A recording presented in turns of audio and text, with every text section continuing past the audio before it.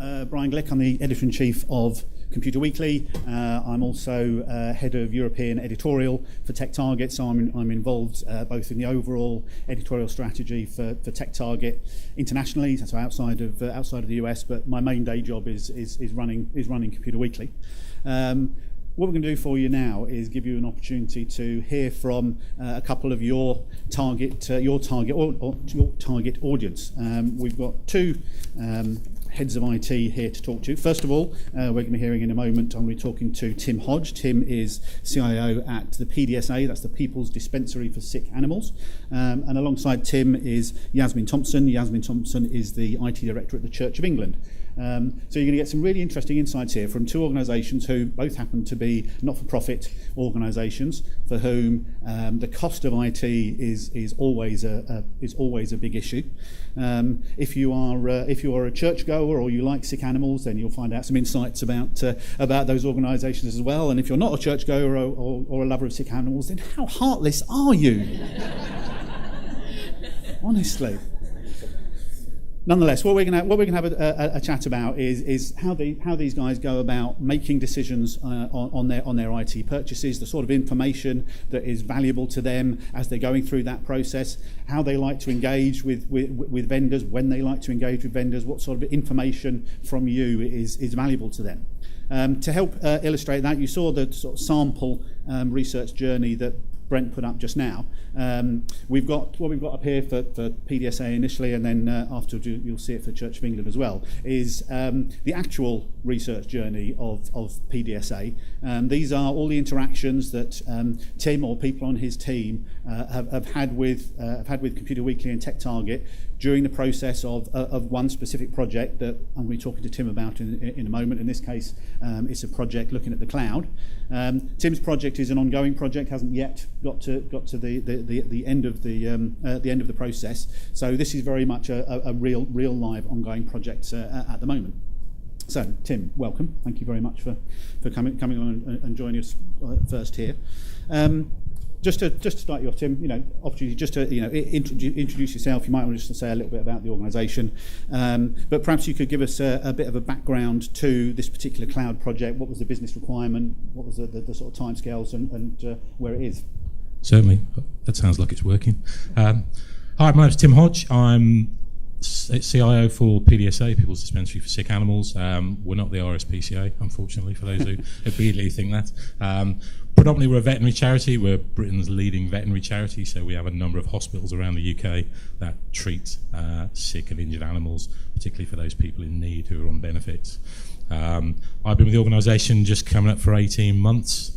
Our digital journey, I'll probably focus on the word digital quite a lot because I'm still not sure really what it means for lots of people. Plenty of people out there who see digital as one thing and some people see it as a different thing. Certainly within my organisation, there's about 25 different versions of the word digital and exactly what it means. But our digital journey is still very early, I would say. We have done some migration into the cloud, so we're in the Microsoft cloud for email, for SharePoint, and for a level of Active Directory, shall we say. But apart from that, we've not really engaged too much on the digital platform. We have websites. We don't particularly have a massive mobile footprint. We need to get to that level. We're very traditional, I guess, in the way of charity, so we tend to engage very much down the mail channel, and that's the way it's been for a number of years. And we're trying to change our philosophy because we need to engage with a younger clientele, and to do that, we need to get into that digital world. So that's where we're at the moment. What else can I tell you about the charity? So we treat in the region of 300 to 400,000 animals a year. I'd say we've got 48 hospitals around the UK, including a couple in Northern Ireland, right the way down to the south coast, across to East Anglia and across to Wales. So we cover the whole of the UK, although there will be patches of the UK that we don't have a hospital directly in, but we work with private veterinary clients to deliver a service in that way. We've also got a retail arm, so that's a fundraising arm, shall we say. So we use that as a way of raising money in order to plough that back into veterinary. From a technology perspective, we currently colo all our hardware with our wide area network provider. But as we're about to realise, that's not really a cost-effective way of doing things. We need to move away from that to a more scalable, monthly cost type environment for us, because we need to keep our costs down to a minimum. When people donate to us, they expect it to go to treating sick and injured animals and not into server capacity. But I'm sure they understand we need server capacity, but it's not a direct correlation, shall we say. So it's a bit of a challenge. We need to make sure we do everything as most cost effective as we possibly can. Bit of a strange one from me. Previous to that, I worked in the financial services sector where money tends not to be a problem. So I've gone from one extreme to the other. So that's a bit of a background. Okay, thanks, Tim.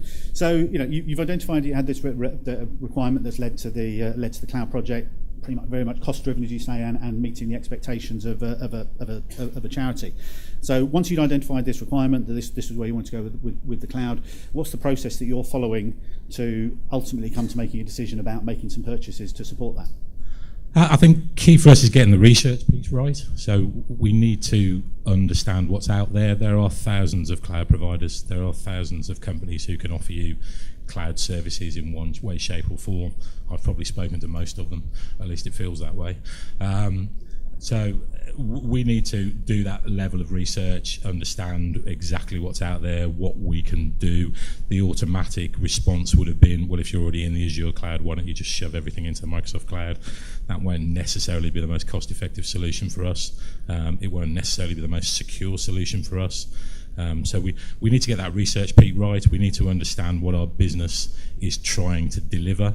Our biggest challenge is that we can't capacity plan. We have no idea how much storage we're going to use over the next 5 years. So what we will historically have done is just go out and buy a shed load of storage that would cost us an arm and a leg and pay that off over the next 5 to 10 years.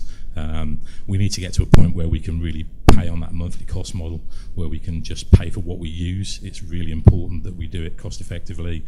It's really important that it's scalable, so we don't have to keep going and spending lots of money. We can just take more capacity and pay for that extra capacity as we use it. Engagement of the business is probably the hardest piece, because they don't necessarily think about the technology, they just think about the service they're trying to deliver. So we're trying to mould them into thinking a bit more about how much do you use technology, what are you using technology for. It's usually a bit of a surprise to them that the vast majority of things they do involve technology. You would think that operating on a sick dog doesn't use technology. Well, how did you get the x-rays for that? How did you get the clinical records for that? They all sit on a technology platform, and there isn't necessarily that direct understanding from one way to the other. So it's about that. It's about getting that research piece right, and then it's about talking to vendors who we think can deliver that service both cost effectively, preferably someone who's done it with a charity before, because that gives us that confidence that you understand the model. Okay. So you started off explaining the process to us by saying you need a lot of information. You're looking to gather information. We can see from the slide some of the ways you've been using Computer Weekly and Computer Weekly editorial and other articles to help you provide that information. But more broadly, what exactly is the sort of information that you need? What information do you need to have to help you make that decision? And as well as Computer Weekly, where do you turn to, and how do you look to try and find that information?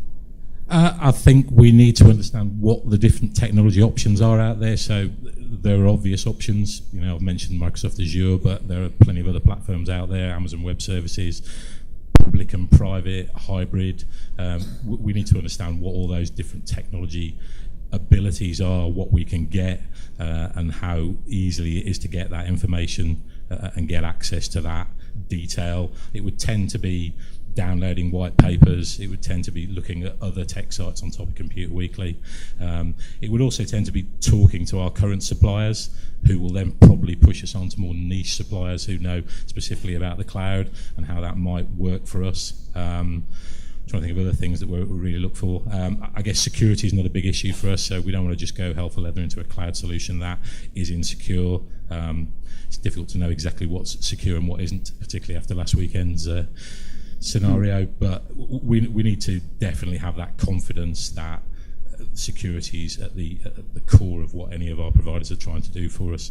So it would be about downloading white papers, it would be about reading the editorial, it would be about engaging with suppliers, both over the phone, both face-to-face, which we've already done with a number of suppliers at the moment, and continuing to do that for a period of time until we can understand the various different options out there, and then sitting down and trying to work out which is the best one for us. Okay. So, a lot of information that's needed, and clearly, a team put together to try and do this. You're ultimately leading the project. But can you give us an idea of who from the organisation is involved overall in sourcing information, in ultimately coming to the final decision you make? How many people, what sort of roles are the people that are involved? Okay. So yeah, Obviously, I'm leading the project. I have a team of about 23 people within my team. They won't all get involved in it, but certainly my guy who runs the infrastructure team were very key to that. The development guys probably less so, because they're just interested in what they're actually developing, not the platform it sits on. Our heads of departments are certainly our head of veterinary and our head of retail. We're very key and interested in what's going on.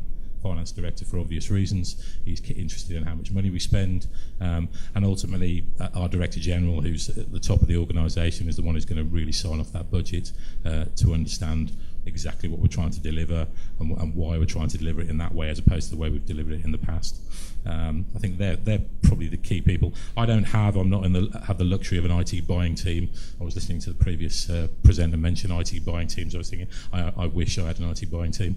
That just becomes an extra part of my role, is to try and do that buying piece. We do have a procurement and contracts team, so certainly I would get them involved when it comes down to analysing contracts and understanding whether that contract's got the right T's and C's in it, but they're probably in at the later level once we've made a decision, rather than actually making that decision. We chose not to go out to tender for this, I think purely because we feel our needs are quite bespoke, and if we tried to tender it, I think we would get standard feedback from lots of clients, when we really need someone who's prepared to engage and understand what our needs are specifically, which is slightly different to just we want some storage and we want some server capacity. There's a bit more to it for us than that. It's about how we get that, how that scalability works. Can we get scaled down as well as scale up? So if we stop using stuff, you stop using storage capacity, can we pay less? Because that allows me to drive into the business the need to understand how much we're using technology. At the moment, it's a bit of a, how's the best way to describe it? It's probably a bit of a magic box that us guys in IT have. They want some capacity or some storage. They just tell us and we deliver it as if it came out of nowhere. There's no real thought as to how much that might actually cost. Whereas if we deliver on a monthly cost model, we can actually say that's how much it's going to cost you on a monthly basis. Are you really interested in still doing that, or can we look at it doing it in a different way? So I think it's about engaging the business with IT rather than just them seeing IT as a support function, which is probably historically how they've seen them. Okay. So, I mean, one of the interesting things I think from there is, you're saying very much your operational IT team, who are running everything on a day-to-day basis, are also the people who are very much involved in making the decision, who are having to do the research, do the research themselves. So it's really important for them, because they've got a day job as well, to get good information. And you touched on this in terms of talking to some of the suppliers as well, getting good information from suppliers during that process as well. And obviously, the audience here are people who are largely responsible for getting some of that sort of information to you. So what specifically, when you and your team are going through this process, what specifically do you want from suppliers during the process? And be honest, how well do you feel they are giving you what you feel you need? Okay, could alienate half the room now. No, I won't do that. I think it's about understanding what we are as a business, how we work as a business, and what we're trying to deliver. I think if I've got any frustrations, it's that we tend to get a fairly standard response from suppliers. Oh yes, you want this service, when you haven't really asked me what it is I'm trying to deliver, because that's your core service and that's how you normally deliver it. I think for us it's that engagement piece. It's understanding what we are, what we do, perhaps focusing on deliveries you've done to similar types of clients, so definitely those in the charity sector where they'll have the same challenges that we've got. It's about you doing a bit of research in the background before you pick up the phone or you send an email. We get into communication medium. Email's not necessarily the best communication medium. I hate to think how many emails I get with a speculative punt about, this is our service, do you really want to buy it? and I just couldn't respond to them all. If I spent my time doing that, I'd never actually get any work done. So I think the more personal approach is probably what we're looking for. But having done that bit of research in the background as to who we are, what we do, the type of services we're trying to deliver to our clients, and what we might actually need from a supplier, rather than just these are our standard portfolio of products, and we can't really adapt them to what you need. I would guess those are the key factors, really. So by way of summary, Tim, if there was one piece of advice that you could give to this audience of IT marketing managers on how best they could engage with you and your IT leadership peers generally, what do you think that would be? I think it would be that piece. Do your research in the background, understand who we are, understand what we do, what the different levels of service we've got are. We're quite a diverse organisation, so we're a veterinary charity predominantly, but we've got a retail arm, we've got a marketing function, we've got a fundraising function like most charities have, and we're trying to deliver all of those different technology pieces. So it's understanding what we're trying to deliver and have that research piece done before you do the contact piece, rather than just saying, here's our standard set of services, do you want to engage with me? Because if I see that type of communication, I'm probably not going to take too much notice of it. I get thousands of those. What I'd notice are the ones where someone says, you're PDSA, I see you're doing these sorts of things, we really think we can help you by doing this, that or the other, which is something a bit different from the market. So it's differentiating yourself. Okay, thank you, Tim. We'll give you an opportunity to put some questions to Tim and to Yasmin after we've talked to Yasmin. So if you've got some questions, please do have them prepared as we get towards the later part of this session. So thanks, Tim. Thanks for introducing us to what you're doing and how things work at PDSA. Let's have a chat with Yasmin now. Yasmin, again, welcome. Thanks for coming along. Now, Yasmin's project at the Church of England is one that's completed. So we've been all the way through. A decision is made and products have been purchased. This particular one is a CRM project. A part of me would love to think that stands for Christian Relationship Management, but I suspect probably not. So Yasmin, similar sort of thing to you. If you could introduce yourself, perhaps give a little bit of background to your organisation and introduce us to this particular CRM project. What was the business requirement? How did this come about as a project at the start? Okay, so I'm the Director of IT at the Church of England, and a lot of you are probably thinking, like I did when I applied for the job 3 years ago, what does the church do with IT?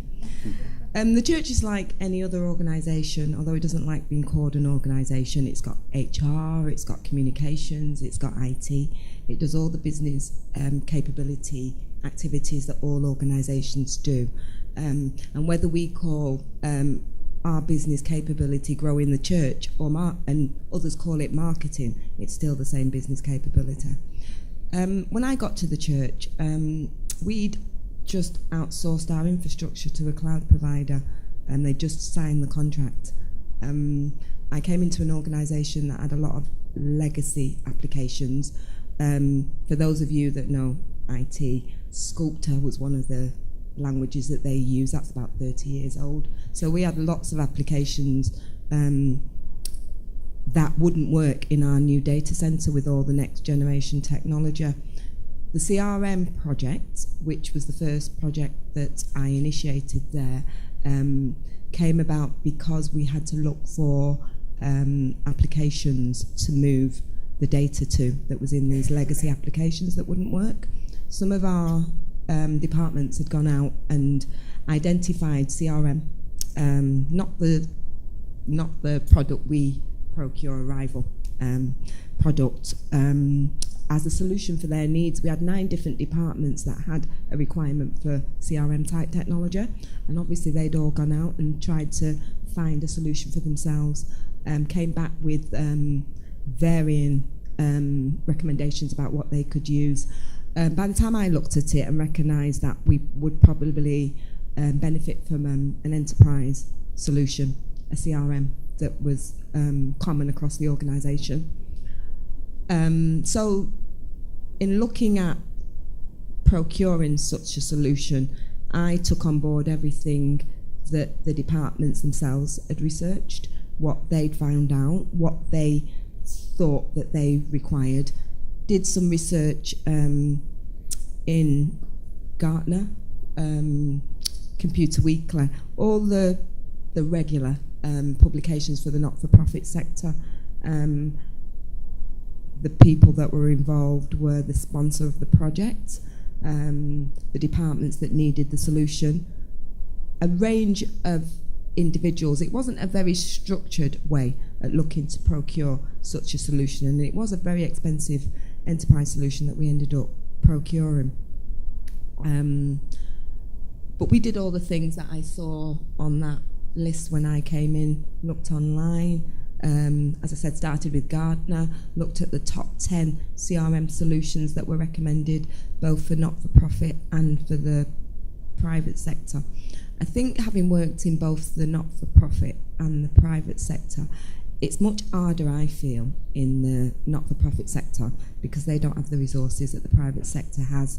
And I think that I find that a lot of suppliers will, because of the economies, particularly for global companies, because of the economies of scale and the benefits that they can get out of their contracts, they don't focus as much attention, I think, on the not-for-profit sector side of things. So we ended up with a CRM solution that is the right solution. The procurement journey that we were promised by the successful supplier didn't turn out to be anything like we thought we'd signed up to, but we did get a solution that meets our needs. Okay, thanks, Jasmine. Let's delve down into depth in some of those aspects there. You mentioned then that your procurement journey didn't quite end how you hoped. Can you take us through in a bit of detail about what was the process? You'd identified the CRM. You'd identified that you needed an enterprise CRM system. So how did you go about managing the process from there to where you made the final decision, and what were sort of the some of the key steps on that process? So we had a license provider. So once we decided that our requirements warranted a CRM solution, we went to our license provider, who recommended a number of different CRM providers that they were used to working with. I'd also had a couple of leads from previous jobs. So there were about 8 or 9 different CRM providers that I sent a specification to. And they came back with responses, and the specification wasn't really about the nuts and bolts of the technology. It was more about the interpersonal skills and the kind of culture of the organisation, to understand whether the particular supplier would fit in well working in our organisation. It's a very particular organisation, the church, because a lot of people are focused on religion, and they don't see things like needing systems to be able to do their work as very, very important in the scale of things. So we needed a particular supplier with particular culture and approach to working. Got that down to about 3 or 4 providers and interviewed them. So I took on board things like site references, how clear they were about how their solutions could meet our business requirements. And I find it very difficult dealing with suppliers who are very vague about what they think that they can offer us. So I feel that if I give a requirement, the least I expect is a ballpark cost. So those that give me a ballpark cost, not that we're going to, hold, them to that ballpark cost particular, but for those that say, I don't know, we're just going to have to wait and see, they're the ones that didn't fare very well in our world, because our people aren't very good around business requirements, and they're not very good around the data that's going to sit in this technology. And as most of you, if you get past the sales bit of implementing systems, will know, that's where all of the confusion and angst and delays in the projects start. I always say technology goes in really, really well if you didn't have people. So for me, the focus had to be on how you get that aligned with our business processes, our data, our purpose. Okay. You mentioned earlier on as well, that as part of the process, you went to Gartner, you came to Computer Weekly and other places to find information. Specifically, what sort of information were you looking for, and what did you find was the most helpful information to help you along the process and help you make a decision? The most helpful information was the information that talked about how the company worked with our stakeholders and our different stakeholders. So the sponsor is very, very different from when you're doing an elaboration session for instance, with our people to try and nail down the requirements. If the approach was, well, we've got an idea of what you want because CRM solutions do this, but they didn't want to see the requirements, they got rolled out. So it was very much about how they would make that journey of change within our organisation rather than the nuts and bolts of the technology. Okay. I loved your line about the hardest thing about implementing technology is the people, but nonetheless, I'm interested in, can you tell us a bit more about who were the people involved? What sort of size of team were involved during the process, and where from the organisation did they come from? Okay, so we had a project sponsor that came from the business area. I never believe that IT should sponsor any technology-enabled projects, because then you get a technology solution, not a business solution. So we had a project sponsor. My head of technical architecture sat on the project board. My technical architect sat on the project team. So there was a project team made up of an individual from each of those 9 departments with a project manager. The project manager was an external person because of the nature of the project. We wanted somebody who could be a critical friend to our people and what they wanted, what they needed to do. The departments that were going to utilise the system, they met with the company as well, because we wanted them to give a view of how they thought this long-term relationship with this company would work out. So it was a range of people. We really wanted to make sure that the business people were involved as well. My strategy, IT strategy, is to reuse what we've got.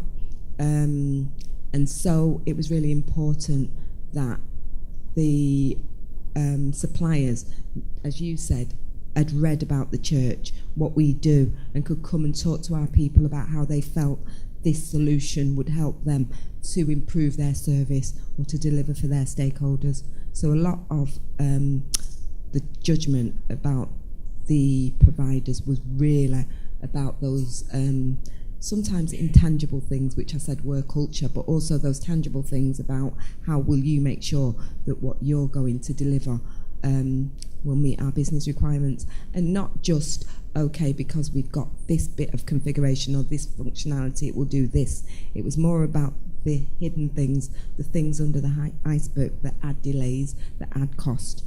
So those that did ask about data integrity and business processes, whether we had business processes or not, because it's turned out our staff didn't know the business processes and data as they thought they would, which was what caused delays. But for our CRM provider, the first one was found wanting in that area. We've got another one now who's a lot better at working with our business people now that we've signed them up for the technology solution, because as I said, the configuration now, you put the technology in, is really, really easy. The 80-20 rule that I always apply is more about the 20% of what our organisation needs from your product, which is the tailoring. And you mentioned some really interesting points there in terms of how important it is for suppliers to understand your culture and and to do their research to understand about your organisation. You mentioned also what sounds like potentially a bad experience with one of the suppliers along the way. Throughout the whole of the process, really, what specific information do you want is most useful to you from suppliers, and generally how perhaps expanding on some of the things you've already said, how well did you feel that the suppliers gave you what you needed during your purchasing process? I feel very, very sorry for suppliers, because it must be really, really hard to get us at the right moment. I heard you saying about emails. Actually, if you get me with an email at the right time and I've got a business problem, I will respond, you see. So I think it's really, really hard for you to work that out. Sometimes I get lots and lots of calls from suppliers who want to sell me things. And actually, if I'm really, really busy on that day, I recognise it's just the person's job. So I'd never be rude to them, but it will be, I haven't got time to talk to you now, you're going to phone me back another time. But if I need something and you're on the phone there and then, oh, right, well, actually... And that supplier will very often get onto our shortlist. I know it doesn't sound fair and it doesn't sound equitable, because I think a lot of it is about being in the right place at the right time and making the right contact at the right time. The thing that puts me off most about a supplier that I would really make me think about whether this is appropriate is it's the shadow IT area. We'll never stop shadow IT, and I, for one, wouldn't want to do that. But I think that a lot of our departmental people who need line of business type applications in the cloud, I think for me what I would feed back to all the suppliers is to realise that not a lot of organisation individuals that contact you now know about procurement or know necessarily about technology or know about business requirements and business processes. What they know is they need a solution, and they'll come to you and say, I need SharePoint or I need unified communications. They don't really know what that is, and what I find is a lot of suppliers will sell them something or license them or subscribe them to something that actually doesn't actually work in our environment, but they haven't had that conversation with them about integration in your core IT platform. And then when the staff find that they've been sold what they feel is a lemon, they lose a lot of confidence. So I think for suppliers, one of the things to focus on is that shadow IT area. It's not going to go anywhere, and it won't always have IT people involved. But to get a corporate contract, I know that if somebody messed up on a shadow IT contract, they won't be getting any of our corporate contracts. So the main thing is about reading, being familiar about what the organisation does and what your solution can do for that organisation, finding out what our pain points are, and then when you're selling yourself, sell yourself based on those pain points, because that ultimately is what would convince me, when you think of all the suppliers that are out there, it is very, very difficult to give everybody an opportunity and to give them a chance, a fair chance. So. Okay, thanks, Yasmin. So, same summarising question to you, and then I'll open out to the audience for questions.